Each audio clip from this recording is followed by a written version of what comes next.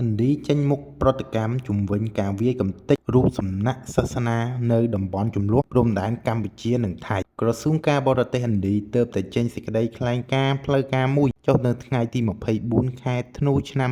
2025សម្ដែងការព្រួយបារម្ភខ្លាំងបន្ទាប់ពីមានរបាយការណ៍ថារូបសំណាក់អាទិទេពហិណ្ឌូត្រូវបានគេវាយកំទេចចោលនៅក្នុងជម្លោះព្រំដែនកម្ពុជានិងថៃចំណុចសំខាន់ដែលឥណ្ឌាលើកឡើងប៉ះពាល់អារម្មណ៍យ៉ាងខ្លាំងការបំផ្លាញរូបសំណាក់សាសនាគឺជាការមិនគោរពនិងធ្វើឲ្យឈឺចាប់ដល់ទឹកចិត្តអ្នកមានជំនឿជុំវិញពិភពលោកបេតិកភណ្ឌរួមឥណ្ឌាសង្កត់ធ្ងន់ថាទាំងហិណ្ឌូនិងពុទ្ធសាសនាគឺជាអរិយធម៌រួមគ្នានៃតំបន់អាស៊ីយើងទាំងមូលអំពាវនាវឲ្យឥណ្ឌាសូមឲ្យភាគីកម្ពុជានិងថៃឈប់ការប្រើហិង្សាហើយងាកមកដោះស្រាយតាមផ្លូវការទូតវិញដើម្បីការពារជីវិតមនុស្សនិង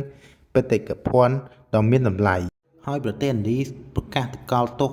ដ៏ខ្លាំងបំផុតជាលើកដំបូងនៃសង្គ្រាមកម្ពុជានិងថៃទៅលើប្រទេស